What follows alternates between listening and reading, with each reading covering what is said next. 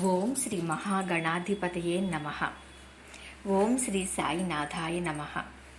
మరి శ్రీ షిరిడి సాయినాథ భాగవతంలో ఈరోజు నా వారు, నా బంధువులు, వీరిని వధిస్తే, యుద్ధం చేస్తే నాకు పాపం, బంధువధ జరగనివ్వరు అంటూ తన స్వధర్మాన్ని నుండి, కర్తవ్యాన్ని నుండి పారిపోబోతూ పలాయనవాదం, మిథ్యా వేదాంతవాదం చేస్తున్న అర్జునుడితో శ్రీకృష్ణ పరమాత్మ ఈ శ్లోకంతో అజ్ఞానం అంటే ఏమిటో, అదెలా నివారించుకోవాలో తెలియజేయడానికి చెప్పిన గొప్ప గురుబోధ అది.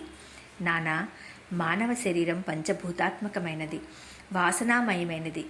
గత జన్మ సంస్కార వాసనలు, ఈ జన్మ తాలూకు సంచిత వాసనలతో ఆ మానవుడు తానే దేవుడన్న విషయం మరచి అజ్ఞానంతో, దేహాభిమానంతో, దేహమే ఆత్మ అనే భ్రాంతిలో జీవిస్తూ మరల జన్మ కర్మ పరంపరలలో పడిపోతుంటాడు. ఆ అజ్ఞానాన్ని తొలగించాలి సద్గురువు. అదే ఆ పరమగురు కర్తవ్యం. ఈ వాసనామయ అజ్ఞానాన్ని గురించి పదే పదే హెచ్చరిస్తూ దానిని తొలగించుకో. అజ్ఞానం ఇన్ని రూపాలతో 1000 పడగల సర్పంలా, గాఢ తమస్సులా నిన్ను ఆవరించుకుని ఉన్నది. శుద్ధ సత్వ స్వరూపుడైన నీ ప్రకాశాన్ని ఆ గాఢ తమస్సు మరుగుపరుస్తున్నది. ఒక పాత్రను నిరంతరం పొయ్యి మీద పెట్టి అన్నం వండుతుంటే ఆ పాత్ర అడుగు అంతా మసిబారి, ఆ పాత్ర ఏ లోహంతో చేయబడిందో కూడా తెలియనంతటి మసి పేరుకుంటుంది. దానిని మరలా మరలా ప్రయత్నపూర్వకంగా తోమితే పాత్ర యొక్క లోహపు తడతడ ఉనికి బయటపడతాయి. సరిగ్గా దేహధారి అయిన మానవునిలోని అజ్ఞానము అంతే. అంచేత దానిని తెలిపి సద్గురువు తన బోధతో, సేవతో మరల తొలగింపజేస్తాడు. అర్జునునికి శ్రీకృష్ణ భగవానుడు చేసిన మోహ విచ్ఛేదము అదే. నానా, ఉపదేక్షంతితే జ్ఞానం అంటాను నేను. అవునా అన్నారు బాబా. ఒక మహామేరువును దర్శించినట్లు, సర్వాంతర్యామి విశ్వరూపుడై ఎదుట నిలిచినట్లు విభ్రాంతి పొందాడు నానా చందోర్కర్. బాబా, సర్వ వాంగ్మయ స్వరూపునివి, సర్వభాషా కోవిదుడివి అయిన నిన్ను తెలుసుకోలేక అజ్ఞానంతో నా అజ్ఞానాన్ని నీ ముందు ప్రదర్శించాను. నన్ను క్షమించు బాబా, క్షమించు అన్నాడు నానా పాదాభివందనం చేస్తూ. సాయిబాబా కోటి వెన్నెలలు విరిసినట్లు చిరునవ్వు నవ్వారు. ఆ తర్వాత కొంతకాలం జరిగింది. ఒక దురదృష్ట సంఘటన జరిగింది నానా జీవితంలో. విషాదభరితమైన ఆ సంఘటన వివరాలు ఏవి? మైనతాయి భర్త హఠాత్తుగా మరణించాడు. ఆ దుఃఖం ఆశనిపాతంలా తగిలినప్పుడే అంతకుముందే ఆమెకు బాబా అద్భుత లీలతో ప్రసవమై జన్మించిన మగబిడ్డ కూడా మరణించాడు.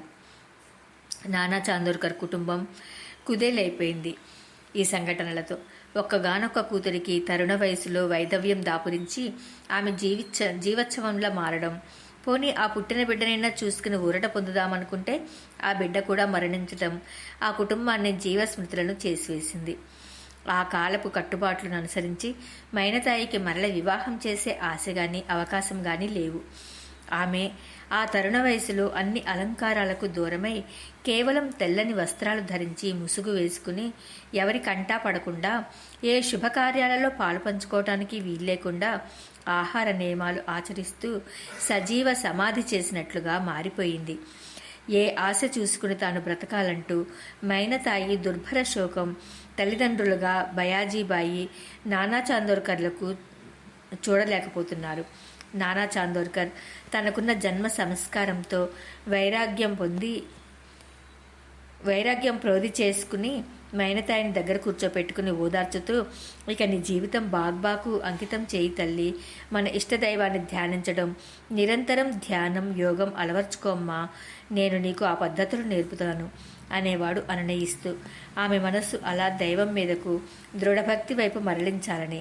కానీ బయాజీబాయి గయ్యన లేచేది. ఇంకా దాని జీవితం సాయిబాబాకు అంకితం చేయాలా? ఈ జరిగింది చాలదా? అన్నీ తెలిసిన బాబా, మనం ఆయనకు ఇంతటి భక్తులం కదా, మన ఒక్కగానొక్క ఆడపిల్ల జీవితం ఇట్లా నాశనం కాకుండా ఆపలేకపోయాడా? ఆ ప్రసవంలో మైనతాయి చనిపోయినా మనం బాధపడే వారమా? ఆమెకు అంతటి అద్భుత లీల చేసి బ్రతికించటం ఎందుకు? ఈ దుర్భర వైధవ్యం కోసమా? ఆ పుట్టిన బిడ్డనైనా మైనతాయికి మిగల్చకూడదా? బాబా సర్వజ్ఞుడే, మరి మన అల్లుడి మరణాన్ని ఆపలేకపోయాడా? ఎక్కడో కొలిమిలో పడబోయిన పసికందును తన చేతులు ధునిలో పెట్టి అడ్డుపెట్టి రక్షించి తన చేయి కాల్చుకున్న బాబాకు మన అల్లుడి మరణం గురించి తెలియదా? అది ఆపకూడదా? ఇద్దరు ముగ్గురు మరణించిన వారిని బ్రతికించిన బాబా మన అల్లుడినెందుకు మృత్యువు నుండి తప్పించలేదు? కనీసం తాను ప్రసవం సుగమం చేసి బ్రతికించిన ఆ ఒక్క బిడ్డనైనా బ్రతికించకూడదా? ఆ బిడ్డను చూసుకునైనా మన మైనతాయి తన భర్త మరణం శోకం నుండి బయటపడేది కాదా? ఇంకా ఏమని బాబాను నమ్మాలి, కొలవాలి, ఆయనకు జీవితం అంకితం చేయాలి? మీరు ఇక షిరిడీకి వెళ్ళవద్దు, బాబాను పూజించవద్దు. ఇలా ఆమె పిచ్చిదానిలా కేకలు పెట్టేది. కాస్తంత తండ్రి మాటల వైపు మనస్సు మరల్చిపోయిన మైనతాయి తల్లి మాటలతో అవును, బాబా నాకేం చేశాడు అని విరుచుకుపడేది. నానా చాందోర్కర్కు దిక్కు తోచలేదు. ఒకరోజు షిరిడీ వచ్చాడు. భార్య మైనతాయిలను కూడా షిరిడీ వచ్చి బాబా వద్ద ఆశీస్సులు పొందమని కోరాడు. కానీ వారిద్దరూ ఇక జన్మలో షిరిడీకి రామని బాబాను కోప్పడ్డారు. బాబాతో తన బాధ చెప్పుకున్నాడు.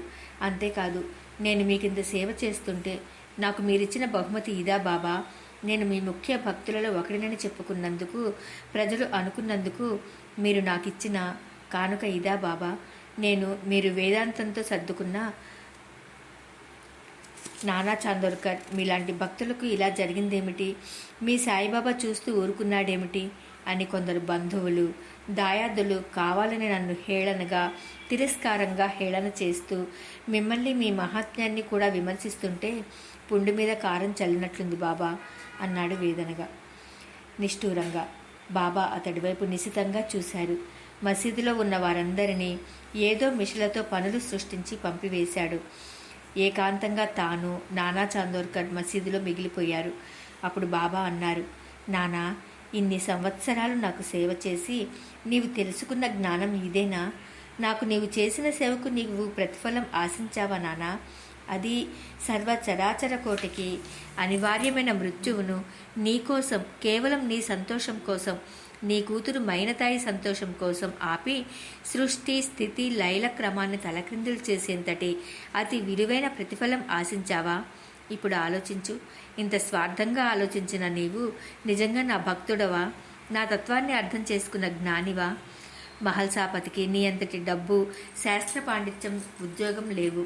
ఖండోబాను నమ్ముకుని ఆ స్వామి పూజలో పునీతుడై నా భక్తిలో, నాలో ఖండోబాను చూసుకుంటున్న అతి పేద పూజారి, స్వర్ణకారుడు. అతడి ఇంట్లో ప్రతి 4 రోజులకు ఒకసారి ఇంటిల్లిపాది ఉపవాసం ఉంటారు నానా. తిన్నది అరగని ఉపవాసం కాదది, తినడానికి ఏమీ లేని ఉపవాసం.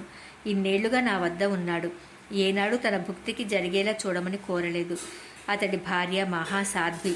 10 రోజులుగా పిల్లలు పస్తులున్నా వారి ఆకలి కేకలు ఆమె తల్లి ప్రేగుల్ని త్రెంచివేస్తున్నా నా వద్దకు వచ్చి నమస్కరించి వెళ్తుంది తప్ప పెదవి విప్పి తన పిల్లలకు పట్టడన్నం పెట్టమని నన్ను కోరలేదు. ప్రపంచంలో క్షుద్బాధ, ఆకలి బాధ ఎంతటి భయంకరమైనదో నీలాంటి శ్రీమంతులకు తెలియదు నానా. నాలాంటి పేద ఫకీరుకు, ప్రపంచంలోని సర్వ ప్రాణికోటి ఆకలి తెలిసే తల్లి పేగుకు తెలుస్తుంది. మరి ఆ దంపతుల సేవ ఏ ప్రతిఫలం ఆశించనిది. మహల్సాపతి తనకంటూ నన్నేది ఈనాటికి కోరలేదు నానా. నీ అల్లుడి మరణాన్ని నేను ఆపలేదనా నీ కోపం? ప్రసవ వేదనను మైనతాయికి తప్పించిన నా లీల ఏమైందనా నీ అభియోగం? ఇవి రెండూ నాకు సంబంధించినవి కావు నానా. మైనతాయి గర్భస్థ శిశువు ఆ సమయంలో భూమి మీదకు రావాలి, కొన్ని నెలలుండాలి, మరణించాలి. మైనతాయి నీకు దక్కాలి. ఇది దైవ నిర్ణయం. ఇక నీ అల్లుడి మరణమంటావా? నీ అల్లుడే బ్రతికి నీ మైనతాయి మరణించి ఉంటే నీవా ఘాతానికి తట్టుకోగలిగేవాడివా నానా? ఇప్పుడు నీవు, నీ భార్య కేవలం నీ కుమార్తె వైధవ్యాన్ని భరించాల్సి వచ్చింది. నీ బిడ్డ మీ కళ్ళెదుట అనుక్షణం సజీవంగా కనిపిస్తోంది. కానీ నానా, నీ అల్లుడి తల్లిదండ్రుల గురించి ఒక్క క్షణం ఆలోచించావా? పెద్ద ఉద్యోగి, రూపసి, తరుణ వయస్కుడు, తమకు చివరి గంగబోసి సద్గతులు కల్పిస్తాడనుకున్న సంస్కారవంతుడైన కొడుకు మరణించగా ఆ తల్లిదండ్రుల గర్భశోకం ఏ క్షణమైనా ఆలోచించావా? మరి వాళ్ళు నీలాగే సాయిబాబానో వారి ఇష్టదైవాన్నో నిందించవచ్చుగా. ప్రపంచంలోని నీ ఒక్కడికి వచ్చిన కష్టం ఒక్కటే, మహాకష్టమని ఎందుకు స్వార్థపూరితంగా, సంకుచితంగా ఆలోచిస్తావు నానా? బాబా క్షణకాలం ఆగారు. నానా చాందోర్కర్ నిర్ఘాంతపోయాడు. తన అల్లుని తల్లిదండ్రుల వైపు నుండి తాను ఇలా ఆలోచించలేకపోయాడేమిటి? పుత్రికా వాత్సల్యపు అతి వేదనలో తాను అల్లుని మరణం కానీ, అతడిపై ఆధారపడి ఉన్న వారిని గురించి కానీ ఆలోచించలేదేమిటి? నానా, బాబా కంఠస్వరం భూనాంతరాలు నిండినట్లుగా వినిపించింది మరలా. అది ప్రతిధ్వనిస్తోంది, తరంగాలుగా ఓంకారనాదంలా వ్యాపిస్తోంది. నీవు భారత భాగవతాది సద్గ్రంథాలన్నీ అవపోసన పట్టిన మేధావివి. ఆ గ్రంథాలలోని శ్లోకాలను అర్థ తాత్పర్యాలతో వివరించగల వాక్పటిమ కలిగిన మంచి వక్తవు. కానీ అదే శాస్త్రాధ్యయనం అనుకుంటే అంతకు మించిన అజ్ఞానం మరొకటి లేదు. అవి వ్రాయటానికి ఉపయోగించిన తాటాకులు, ఘంటం కూడా నీపాటివే అవుతాయి. అవి నీలానే అక్షరాల్ని తమలో నింపుకున్నాయి. మరి ఇవండి ఈరోజు తెలుసుకున్నది. మైనతాయి భర్త చనిపోవటము, మైనతాయి కొడుకు చనిపోవటము, ఆ కుటుంబం బాధతో అల్లాడిపోవటము, ఇక బాబా బిడ్డని నానా చందోర్కర్ బిడ్డని బాబా దగ్గరికి తీసుకెళ్దామంటే, దైవాన్ని నమ్ముకోమంటే భార్య బిడ్డ ఆవేదనతో నానాని కేకలేయడము, నానా వచ్చి బాబా దగ్గర బాధపడటము జరిగింది. ఓం నమ శివాయ. ఓం సాయినాథాయ నమః.